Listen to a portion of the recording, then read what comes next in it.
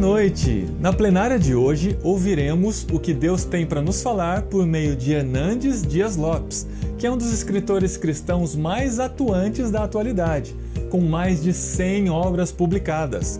Ele exerce a presidência do Presbitério Central do Espírito Santo e da Comissão Nacional de Evangelização da Igreja Presbiteriana do Brasil.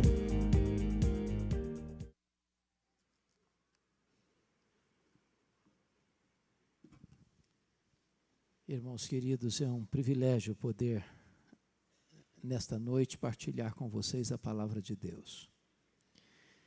E eu quero, neste momento,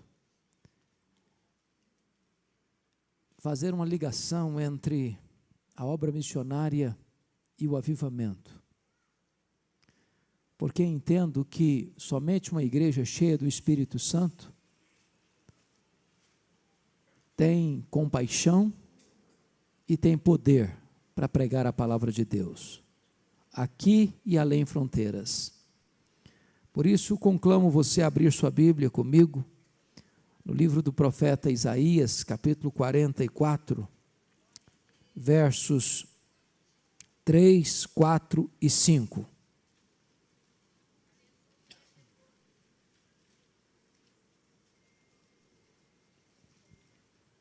Isaías 44, 3, 4 e 5. Lido o texto, mantenha sua Bíblia aberta, por favor. Está escrito: porque derramarei água sobre o sedento e torrentes sobre a terra seca. Derramarei meu espírito sobre a tua posteridade e a minha bênção sobre os teus descendentes. E brotarão como a erva, como salgueiro junto às correntes das águas. Um dirá: eu sou do Senhor. O outro se chamará pelo nome de Jacó. O outro ainda escreverá na própria mão: eu sou do Senhor. E por sobrenome tomará o nome de Israel. Amém. Eu estava pregando em Salvador há alguns anos, e naquela ocasião eu pregava sobre avivamento. Quando eu terminei de pregar, uma repórter da cidade estava lá para uma entrevista. E aquela repórter olhou nos meus olhos e me fez uma pergunta perturbadora. Ela me perguntou assim: o senhor acredita no que prega? E eu estranhei a pergunta. Eu olhei para ele e disse: é claro que eu acredito no que eu prego. E ela, um tanto quanto incrédula, cética, perguntou assim: mas o senhor crê que ainda hoje a igreja pode experimentar um avivamento? Que Deus ainda hoje pode derramar do seu espírito? Que ainda hoje Deus possa impactar uma igreja, uma cidade, uma nação? Eu respondi para ela: eu creio firmemente nisso. Ela me disse: então o senhor pode me dar alguma evidência? Eu disse: eu posso. E eu citei para aquela repórter 2 exemplos. O primeiro deles, eu citei o que aconteceu na Inglaterra no século XVIII. Vocês se lembram que naquela época, como influência do iluminismo, poucos pregadores acreditavam ser a Bíblia a palavra de Deus.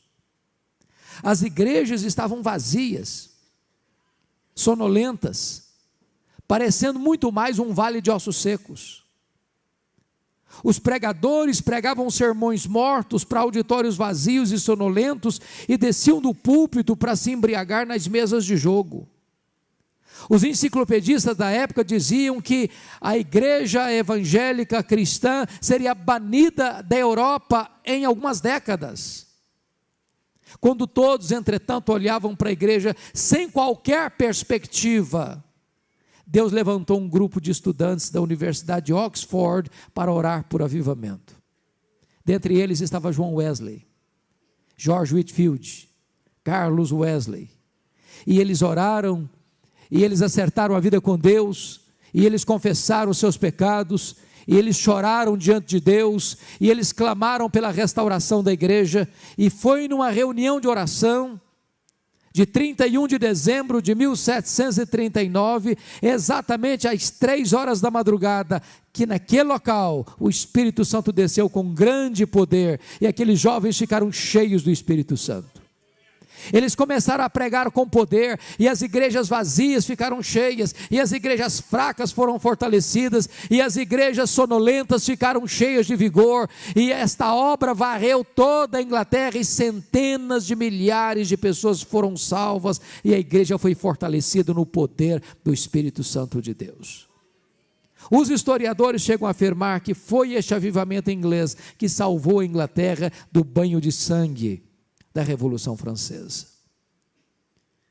Mas eu contei para aquela repórter um exemplo mais contemporâneo. Eu falei para ela o que aconteceu na Romênia. Muitos de vocês acompanharam os momentos difíceis, dramáticos, dolorosos, que a Romênia viveu até longos anos sob o governo truculento, carrasco, cruel de Ceausescu e a sua mulher. O que talvez alguns de vocês não se lembrem é que Deus libertou a Romênia em apenas 10 dias.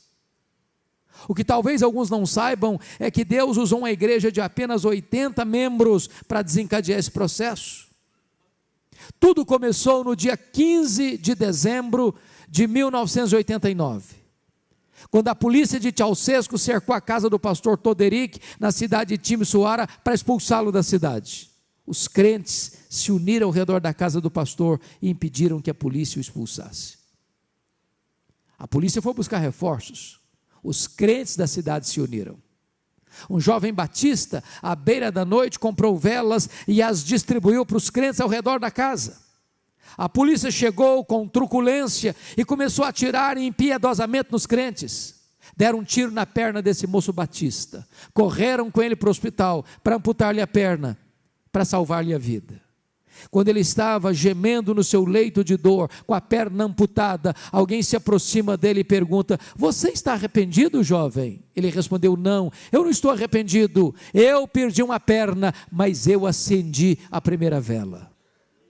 Naquela mesma noite, uma jovem da Assembleia de Deus saiu gritando a plenos pulmões pelas ruas de Timișoara: Deus existe, Deus existe, Deus existe, liberdade, liberdade, liberdade. Aquele grito encontrou ouvidos em toda a nação, e 10 dias depois, 25 de dezembro de 1989, sob a liderança dos pastores, havia mais de 100 mil pessoas na capital da Romênia, gritando a plenos pulmões: Deus existe, Deus existe, Deus existe, liberdade, liberdade, liberdade. Naquela noite Ceausescu caiu, naquela noite Romênia ficou livre, naquela noite as portas se abriram para a pregação do Evangelho da graça do Senhor Jesus Cristo. Eu creio, irmãos, firmemente, num poderoso avivamento sobre a igreja evangélica brasileira.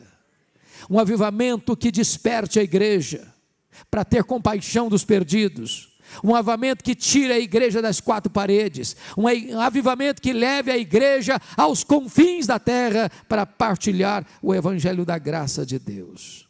Esse texto que acabamos de ler nos leva a essa conclusão. Há 4 verdades que eu quero enfatizar aqui. Primeiro, o avivamento é uma promessa de Deus. Segundo, o avivamento é uma necessidade da igreja. Terceiro, o avivamento deve ser buscado pela igreja. Quarto, o avivamento traz resultados extraordinários para a igreja. Vamos ver em primeiro ponto, o avivamento é uma promessa de Deus. Olhe comigo o verso 3. Porque derramarei água sobre o sedento e torrente sobre a terra seca. Derramarei meu espírito sobre a tua posteridade e a minha bênção sobre os teus descendentes. Esta promessa tem 2 características. Primeiro, é uma promessa segura, porque derramarei. Quem está falando isso aí não é um pastor, não é uma igreja, não é um concílio eclesiástico. Quem está falando e prometendo é o próprio Deus, que não pode falhar e não pode mentir. Quando Deus fala, Ele cumpre o que diz. Quando Deus faz, ninguém pode impedir a sua mão de fazê-lo. A esperança que eu e você temos de um avivamento é porque Deus prometeu. E Deus não é homem para mentir. Quando Deus derrama do seu Espírito sobre uma igreja, irmãos, ninguém pode deter essa igreja. Nem pobreza, nem perseguição, nem martírio, nem sofrimento. O Sinédrio tentou intimidar os apóstolos, prendendo-os, açoitando-os, mas quanto mais os apóstolos eram perseguidos, mais a igreja crescia.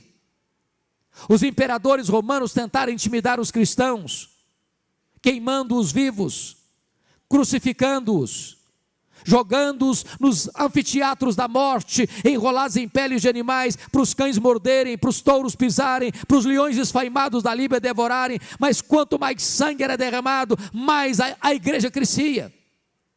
Conforme cantamos no Brasil, é obra santa, ninguém detém.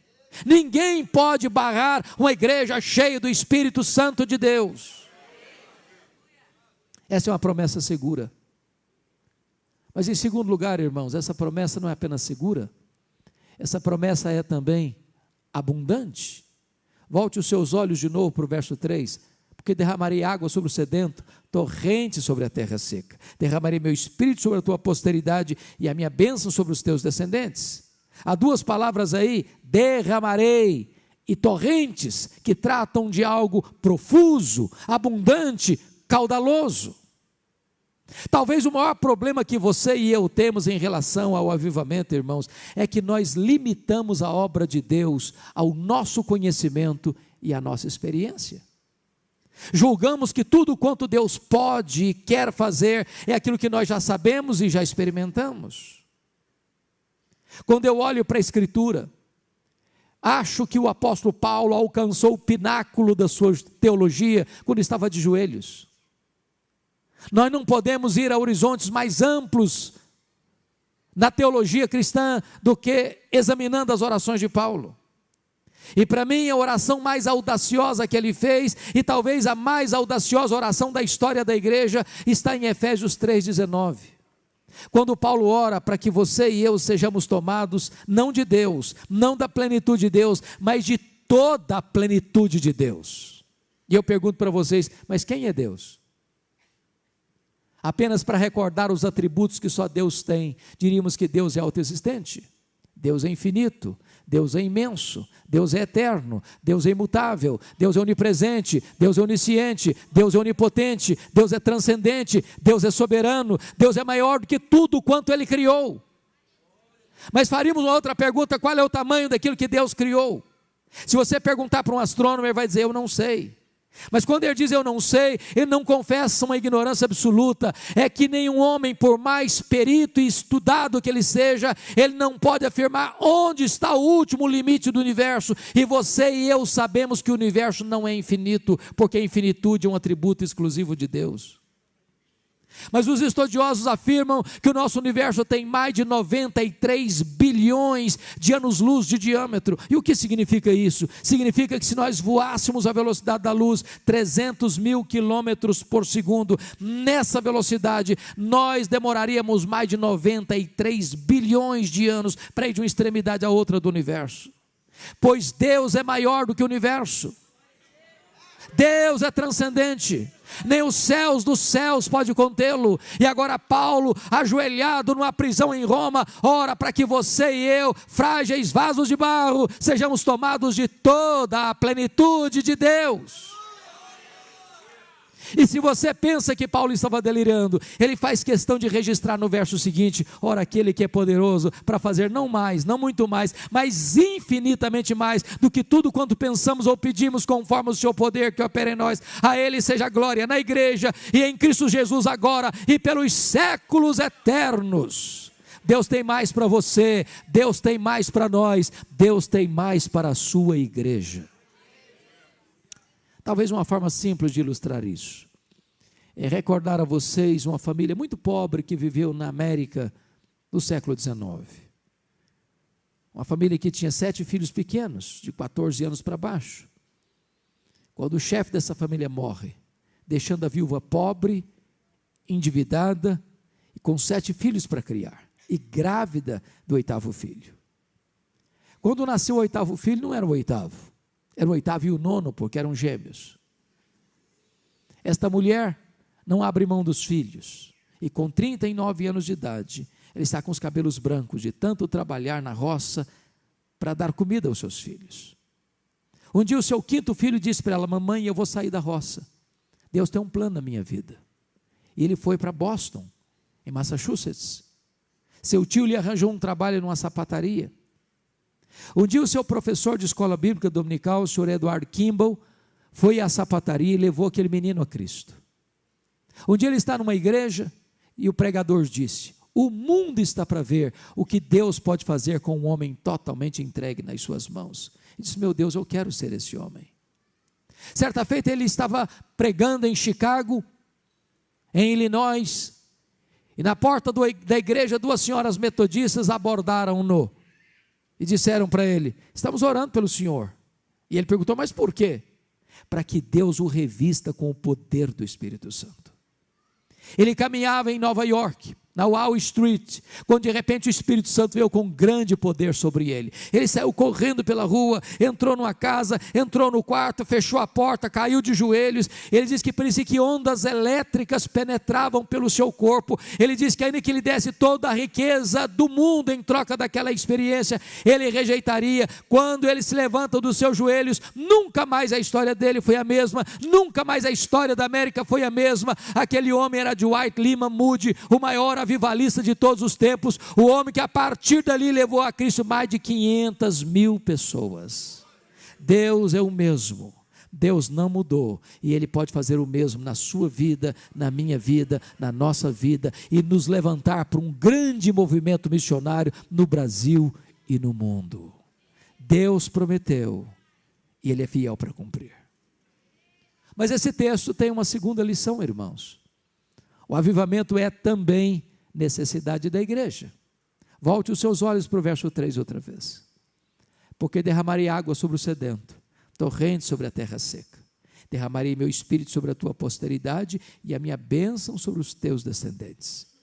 Há muitos símbolos do Espírito Santo na Bíblia, como o vento, como o hálito, como a pomba, como o azeite, como o fogo, como a água. A grande pergunta é por que nesse texto o Espírito Santo é simbolizado pela água? Para nos ensinar certamente algumas lições. Primeira delas, não tem vida sem água. Onde não tem água, não tem vida. Você pode ter o melhor terreno, você pode ter a melhor semente, você pode ter o melhor insumo, o melhor adubo, você pode ter a melhor tecnologia da agricultura. Se não tiver água, a semente morre mirrada no ventre da terra. Você pode ter templos, você pode ter aparelhos sofisticados da tecnologia, você pode ter músicos de qualidade superlativa, você pode ter pregadores eruditos e eloquentes, você pode ter todo o aparato da tecnologia moderna e a mais sofisticada metodologia de abordagem. Se não tiver o poder do Espírito Santo, não tem vida nessa igreja. Nós poderíamos reunir todo o nosso conhecimento, toda a nossa estratégia missionária, sem o poder do Espírito Santo, não haverá sequer uma conversão. Dwight Lyman Moody, ou melhor, Charles Haddon Spurgeon, corretamente afirmou: é mais fácil acreditar que um leão tornar-se-á vegetariano do que eu acreditar que uma alma sequer possa ser salva sem a obra do Espírito Santo. Nós, se queremos ver uma igreja missionária, precisamos orar por um grande reavivamento espiritual. Só uma igreja cheia do Espírito Santo entende a obra missionária, ama a obra missionária e se levanta para fazer a obra missionária. Mas em segundo lugar, irmãos, a água é necessária não apenas para dar vida, mas a água é necessária para purificar. Eu não sei se você já fez essa pergunta. Por que nós ainda não recebemos um avivamento? Por que tarda, como diz Leonardo Ravenhill, o pleno avivamento? Será que a mão de Deus está encolhida? Será que os ouvidos de Deus estão fechados? Será que o coração de Deus não pulsa mais pela igreja e pela obra missionária? Será que a igreja não precisa? Será que não é um grito silencioso das nações? Por que as chuvas são retidas? Por que as torrentes não caem? Por que Deus não derrama do seu Espírito? E a única resposta a essas perguntas, irmãos, é que entre as torrentes de Deus e a terra seca existe um obstáculo no caminho. E esse obstáculo chama-se pecado. Irmãos queridos, a igreja evangélica brasileira dá largos passos rumo à secularização. O índice de divórcio no meio evangélico hoje é praticamente o mesmo fora da igreja. O número de rapaz e moça que vai para a cama no namoro dentro da igreja hoje é quase o mesmo fora da igreja. A quantidade de crente que mente, que é desonesta em seus negócios e que faz falcatruas em suas transações comerciais é quase o mesmo dentro da igreja que fora da igreja. Quero um exemplo muito simples, muito básico. Eu rodo esse Brasil de norte a sul, de leste a oeste, e por todo lado que eu ando, o clamor e a angústia dos pastores é a mesma nesse quesito. As festas de casamento dos nossos crentes estão virando uma vergonha. Uma vergonha. Você vai para a igreja e faz uma linda cerimônia de casamento. Depois você vai para um rico cerimonial e lá o pau quebra. O pau quebra lá. A música que rola lá não tem nada a ver com Deus mais não. Bebida alcoólica se serve todas. O povo bêbado cai na pista de dança e volta para casa com as pernas trôpegas. Olha pelas lentes do retrovisor e veja as igrejas que entraram por esse caminho onde foram parar. Estamos perdendo o fervor, estamos perdendo o entusiasmo. As reuniões de oração estão no CTI espiritual na maioria das igrejas. Não há brilho nos olhos, não há calor espiritual, não há poder espiritual, falta avivamento, falta poder do Espírito Santo. E meus amados irmãos, é o Espírito Santo quem convence de pecado. Não temos visto choro pelo pecado nas igrejas hoje. Falta quebrantamento, falta arrependimento, falta novidade de vida, falta santidade. E nós precisamos do poder do Espírito Santo, porque só Ele nos convence de pecado, só Ele nos leva à santidade. E só uma igreja santa pode se levantar e impactar o mundo. Nós precisamos do Espírito Santo. Nós dependemos do Espírito Santo. Não há obra missionária sem o poder do Espírito Santo. Recebereis poder ao descer sobre vós o Espírito Santo, e então sereis minhas testemunhas, tanto em Jerusalém, como em toda a Judeia e Samaria, e até os confins da terra. Jesus Cristo deixou claro para a sua igreja, que ela deveria permanecer em Jerusalém, até que do alto ela fosse revestida de poder. É o próprio Deus quem disse: se o meu povo, que se chama pelo meu nome, se humilhar e orar e me buscar, e se converter dos seus maus caminhos, então eu ouvirei dos céus, perdoarei seus pecados e sararei a sua terra. Mas há uma terceira verdade nesse texto que eu quero partilhar, irmãos. A primeira é que o avivamento é uma promessa de Deus. A segunda é que o avivamento é uma necessidade da igreja. A terceira é que o avivamento deve ser buscado pela igreja. Volta os olhos de novo para o verso 3. Porque derramarei água sobre o sedento, torrente sobre a terra seca. Derramarei meu espírito sobre a tua posteridade e a minha bênção sobre os teus descendentes. Há duas palavras que eu quero chamar a atenção aqui. Primeiro, terra seca. Segundo, sedento. Você já viu uma terra seca, rachada, bramando por chuva? Eu há 14 anos tenho o privilégio de pregar na grande conferência evangélica Consciência Cristã em Campina Grande, na Paraíba. Ela sempre acontece no período de carnaval, e tem ano que meu coração dói, porque a terra está nua, rachada, o gado morrendo de fome e de sede. Terra seca. Você já passou sede num lugar ermo, sem água? O desespero que é. A sede é diferente da fome.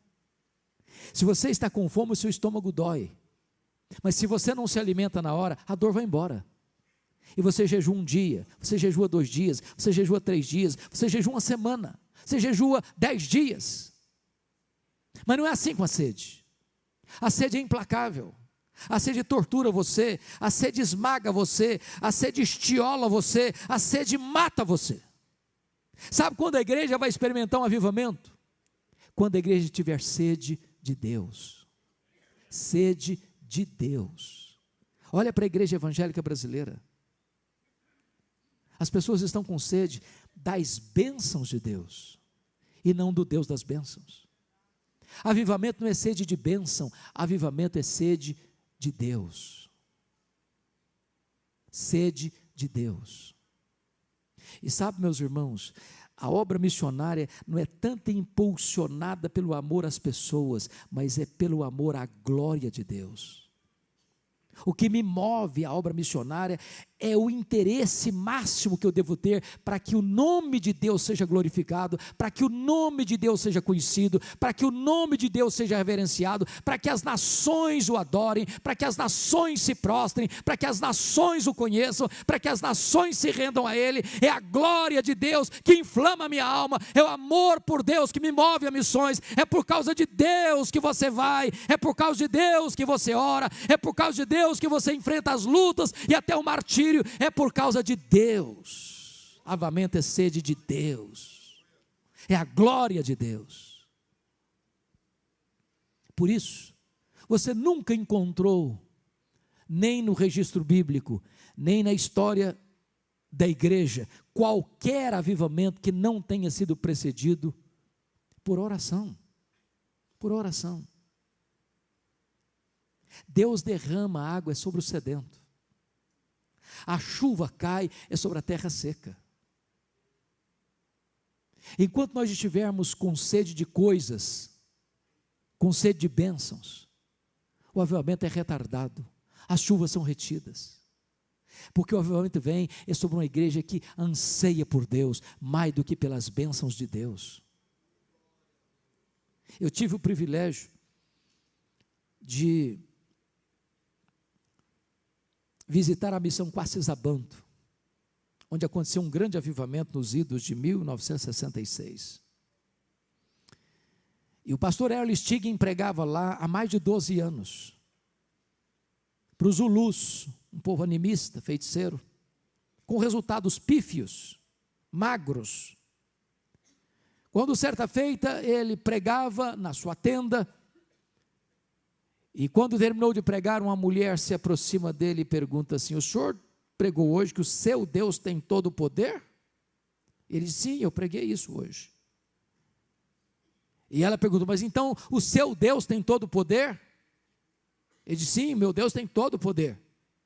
A mulher, um tanto aliviada, disse: não, então eu preciso do seu Deus, porque tem uma filha endemoniada lá em casa, amarrada num tronco, igual um bicho.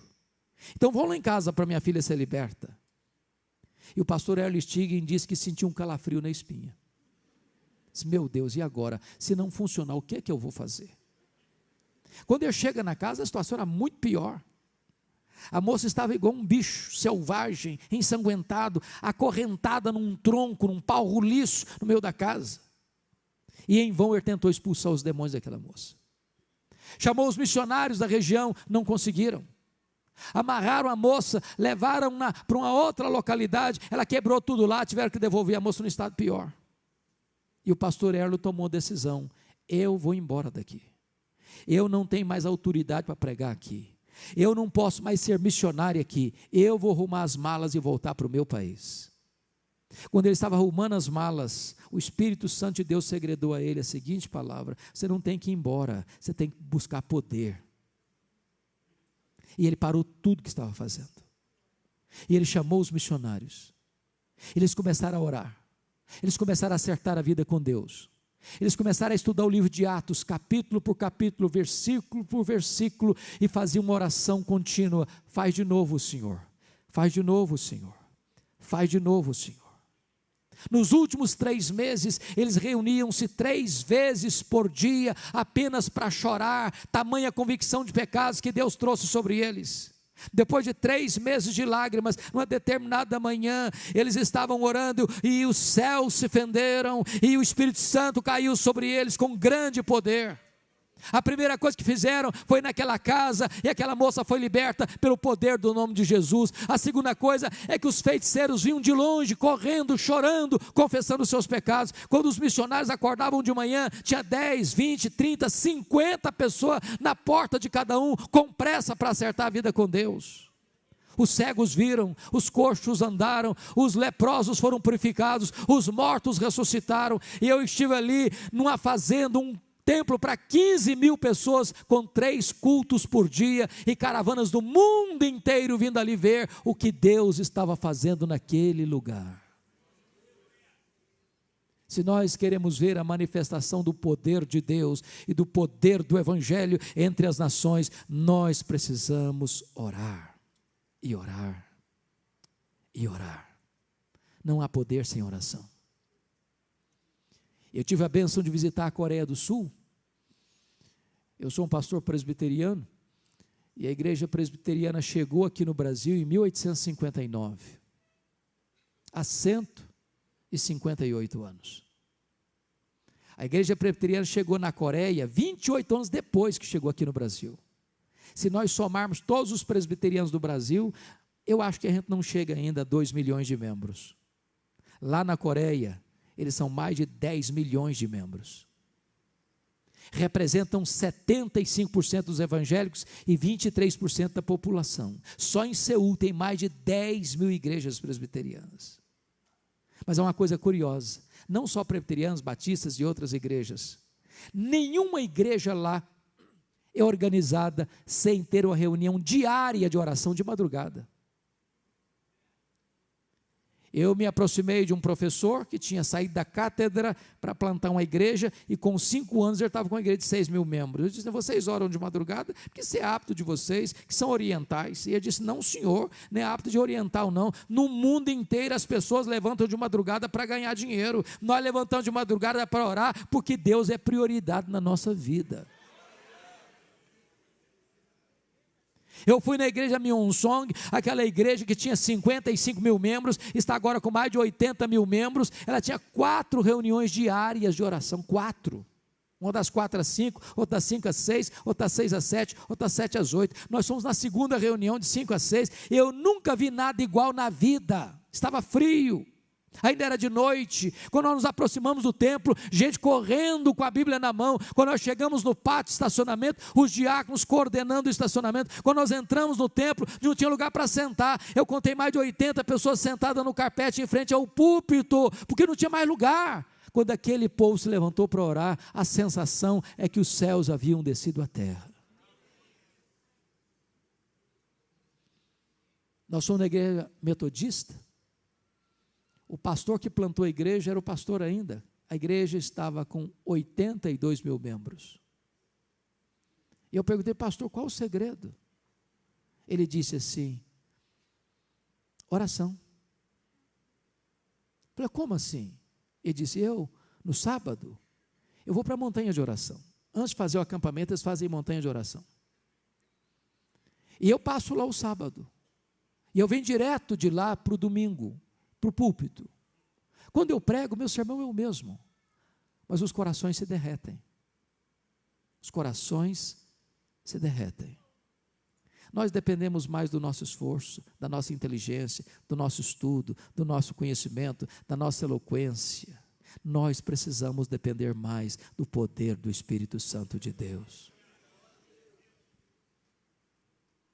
Fui visitar a igreja do pastor Po Yong-Shu, uma igreja que tem 59 anos, que está com mais de 700 mil membros, com mais de 700 pastores auxiliares, com mais de 10 mil grupos familiares, com 2 canais de televisão, com um jornal diário de mais de 2 milhões de cópias.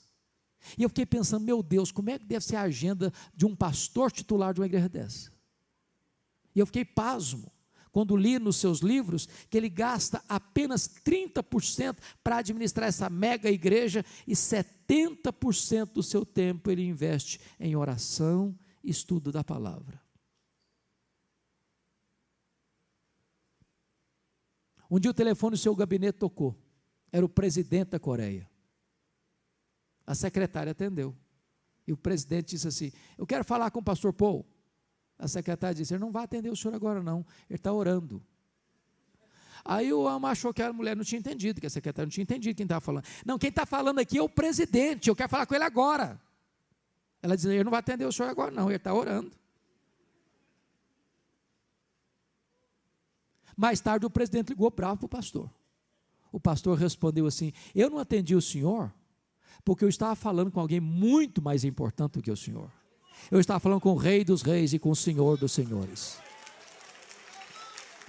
No momento em que nós entendermos, irmãos, quem é Deus e qual é o instrumento que Ele colocou nas nossas mãos, a oração, nós vamos priorizar Deus, porque oração é sede de Deus, é apego ao Altíssimo. Não há avivamento sem oração, e não há poder para a obra missionária, a não ser que a igreja seja revestida com o poder do Espírito Santo. Mas eu quero concluir. Primeiro, o avivamento é promessa de Deus. Segundo, o avivamento é necessidade da igreja. Terceiro, o avivamento deve ser o quê? Buscado pela igreja. Quarto, o avivamento traz resultados extraordinários para a igreja. E o primeiro resultado que o avivamento traz, irmãos, é o crescimento numérico expressivo da igreja. Olha o versículo 4 comigo. E os teus descendentes brotarão como erva, como salgueiros junto às correntes das águas.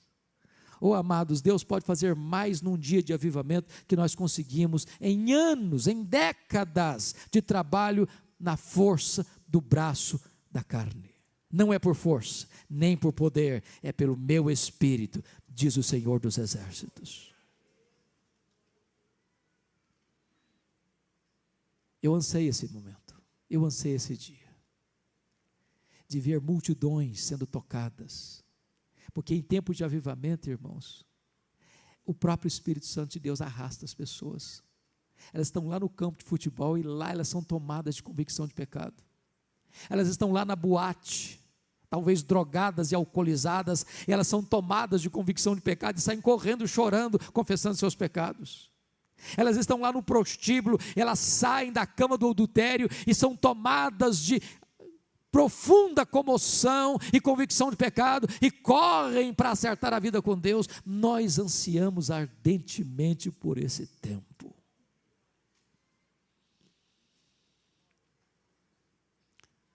Eu não sei quantos de vocês já leram sobre um dos mais importantes avivamentos da história, que aconteceu em 1904, no país de Gales.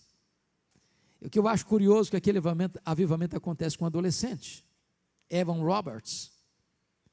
Ele entra no gabinete do seu pastor e vê o seu pastor, um homem de cabelos brancos, prostrado, com o rosto no chão, chorando e clamando a Deus, dizendo assim: oh meu Deus, dobra a minha vida, oh Deus, dobra a minha vida, oh Senhor, dobra a minha vida. O menino ficou muito impactado, e ele pensou: se o meu pastor precisa ser dobrado, eu tenho que ser moído. Ele estudava numa cidade vizinha, no domingo ele foi à igreja, enquanto o pastor pregava, o coração dele ardia. Quando terminou o sermão, ele foi ao pastor e disse: pastor, eu estou com um coração ardendo, com muita vontade de voltar para a minha cidade, a cidade de Lagor, e começar uma reunião de oração amanhã, segunda-feira. Só, pastor, eu sou novato na fé, eu não tenho experiência, eu não sei se isso é voz de Deus ou se isso é voz do diabo. Aí o pastor, muito sabiamente, disse: meu filho, é para orar? Se é para orar, pode ir, que é Deus falando com você. O diabo manda ninguém orar não. Se é oração, é Deus falando, pode voltar. E ele voltou na segunda-feira, chamou os jovens da igreja. Naquela noite a reunião foi até 10:30 da noite.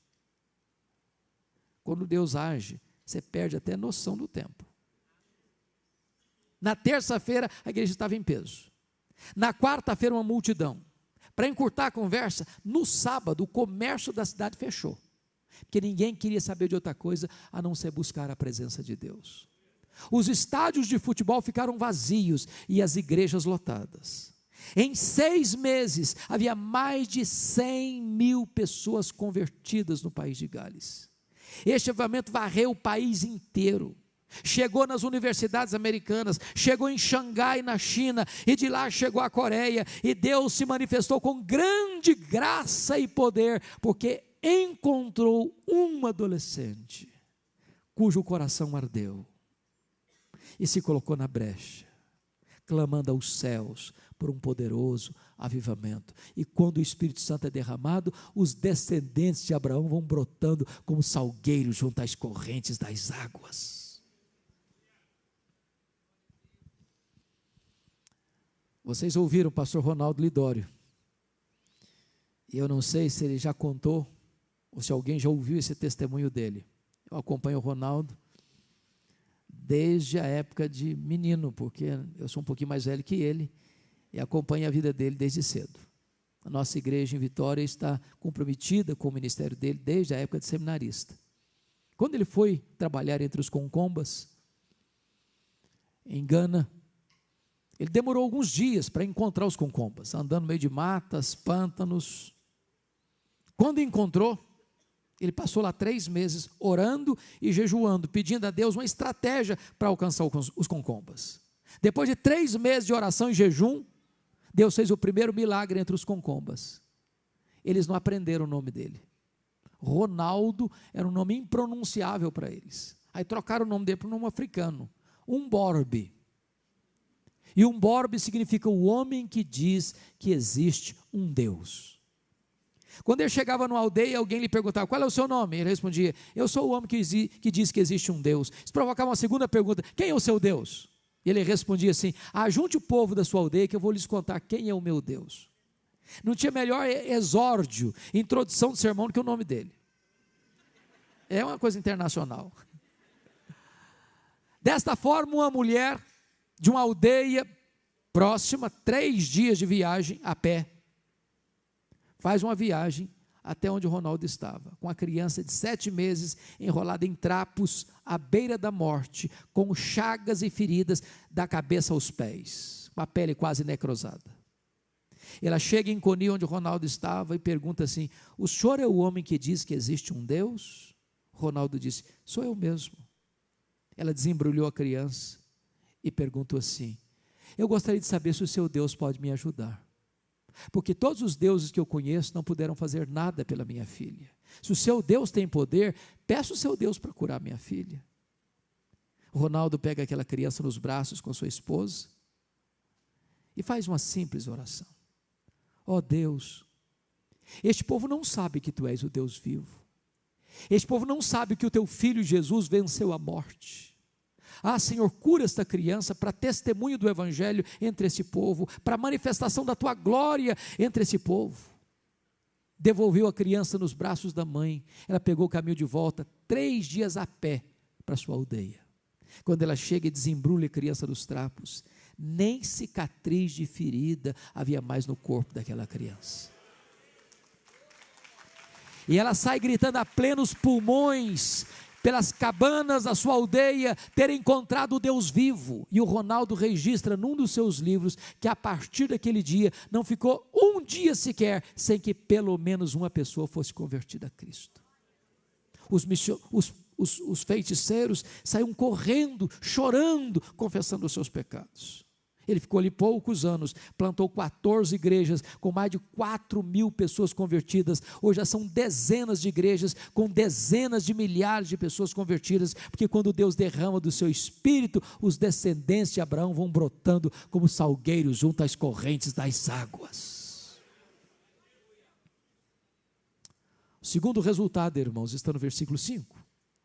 Não apenas é o crescimento numérico da igreja, mas é o testemunho verbal dos crentes, porque todo aquele que é chamado é enviado.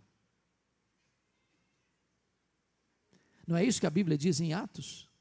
Que todos que saíram pregando. A igreja é um corpo de missionários, ou então será um campo missionário. A igreja que não evangeliza precisa ser evangelizada.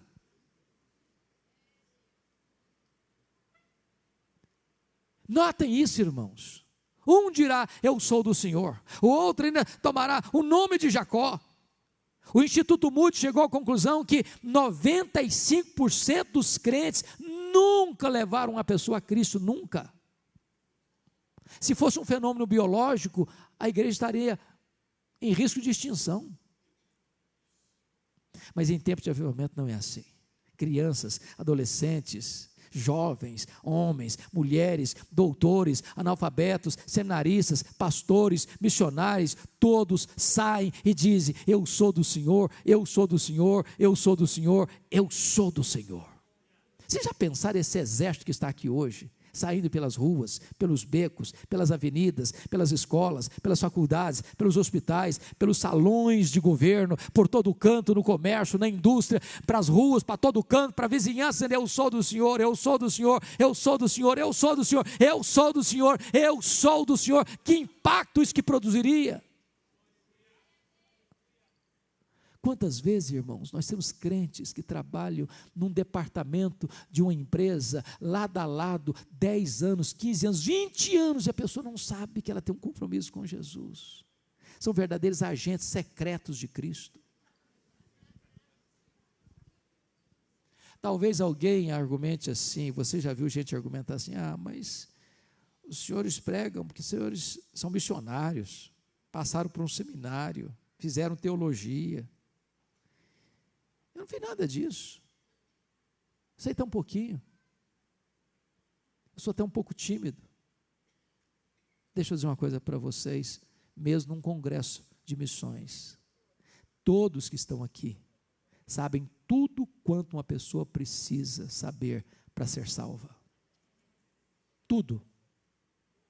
E se você não sabe nada, talvez você possa então dizer, eu só sei de uma coisa, é que eu era cego e agora eu vejo. Já é um bom testemunho. Eu fui criado na roça. Fui calçar meu primeiro par de sapatos com 8 anos de idade. Com 12 anos de idade, eu não sabia o que era uma televisão. Com 12 anos de idade, eu não sabia o que era luz elétrica. Com 12 anos de idade, eu não sabia o que era uma cidade. Com 12 anos de idade, eu saí da roça, subi num caminhão, na carroceria de um caminhão, e fui parar no pior bairro da Grande Vitória. Você conhece, Cobi de Baixo. Dentro de um mangue, do lado de um prostíbulo. Um barraco de 4 cômodos de tábua, com 10 pessoas. Deus me chamou, e eu fui para o seminário de Campinas, uma cidade bonita. Uma missionária americana fez amizade comigo, se compadeceu de mim, disse, eu vou te apresentar a cidade. E um dia ela passou no seminário, disse, eu vou te levar hoje à escola de cadetes. Quem conhece, um lugar pomposo, bonito. E não sei se vocês sabem, mas um camarada que está no seminário, primeiro ano sobretudo, calouro, ele prega até para poste na rua. E eu cheguei, primeira pessoa que eu vi, claro, um cadete, com a metralhadora na mão, com a farda bonita, com o nome bordado na lapela da farda, João Miguel Corpas. E eu me aproximo dele e pergunto com todo entusiasmo, e aí, João Miguel, você conhece a Jesus, o Filho do Deus vivo? Ele faltou pouco me bater. Ele era ateu, ele blasfemou, ele me insultou, ele zombou da minha fé. Eu fiquei perdido, sem rumo, perto dele, calado, sem saber para onde ir. Mas antes de sair, eu disse assim, João Miguel Corpas, antes de ir embora, eu tenho que lhe dizer 3 coisas. Primeiro, Deus não depende de você crer nele para ele existir. Ele existe assim mesmo. Segundo, esse Deus ama você. E ele se importa com você. E ele provou o amor dele por você, mandando Jesus, o seu filho, para morrer no seu lugar, para dar a você a vida eterna. Terceiro, você é um pecador. E se você não se arrepender, você vai para o inferno. E até logo. E saiu mais rápido que eu podia. O cara estava com a metralhadora na mão. O que eu jamais podia esperar é que no dia seguinte a mesma missionária voltasse ao seminário. E ela voltou. Ela dizia: Hernandes, eu preciso que você vá na minha casa agora. Eu falei: o que foi? O João Miguel Corpus está lá em casa e quer te ver. Aí eu fiquei mais preocupado. Falei: meu Deus, será que eu fui indelicado com o rapaz? Será que ele ficou bravo comigo? E eu fui pensando mil coisas. Quando eu chego naquela casa, ele estava sentado no fundo da sala. Quando me viu entrando, ele se levantou e correu na minha direção e me segura pelos braços, quase me arranca do chão, e com lágrimas nos olhos ele me disse: por favor, me fale do seu Deus, me fale do seu Jesus. Aquele cadete estava aos pés do Senhor, se rendendo e aceitando como seu salvador pessoal. Era próximo mês de julho. Quando eu voltei das férias, ele me disse: já levei 3 colegas aqui para Cristo. Quando eu saí do seminário, perdi o contato com ele. Há uns 3, 4 anos, eu estava nesse local aqui, pregando num congresso da CEPAL. Quando eu terminei de pregar, alguém me aborda ali no corredor, assim: você tem notícia do João Miguel Corpus? Eu disse: não, gostaria tanto de ter notícias dele. Ele disse: eu sou amigo dele. Falei: e aí, como é que ele está? Me respondeu assim: ele está concorrendo ao generalato. Tem mais, João Miguel Corpus é pastor evangélico. Ele é pastor da Assembleia de Deus. Na semana seguinte, eu estava lá em Vila Mariana pregando. Lá estava o João Miguel Corpus com sua esposa para me dar um abraço. Há pouco tempo eu fui a Santos jantar com a família dele, e ele me contando as maravilhas que Deus fez na sua vida. E Deus me ensinou uma coisa: não é a sua eloquência, não é o seu conhecimento, não é a sua metodologia, é o poder da palavra de Deus. O evangelho é o poder de Deus. Abra sua boca, meu irmão, abra sua boca. Mas eu termino aqui.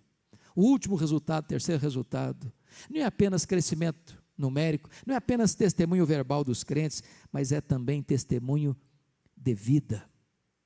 O outro escreverá na própria mão, diz o verso 5, eu sou do Senhor, e por sobrenome tomará o nome de Israel. Eu quero concluir dizendo uma coisa para vocês. Eu tenho plena consciência disso, que a palavra avivamento é uma das palavras mais desgastadas do vocabulário evangélico nos nossos dias. Tem muita gente que pensa que avivamento é esquisitice, é plantar bananeira, é importar as últimas novidades do mercado da fé. Tem muita baboseira, experiencialismo heterodoxo em nome de avivamento hoje. Mas deixa eu dizer uma coisa para vocês: não importa se alguns se desviaram para lá ou para cá, nós precisamos continuar crendo que Deus pode trazer um poderoso avivamento espiritual sobre a igreja.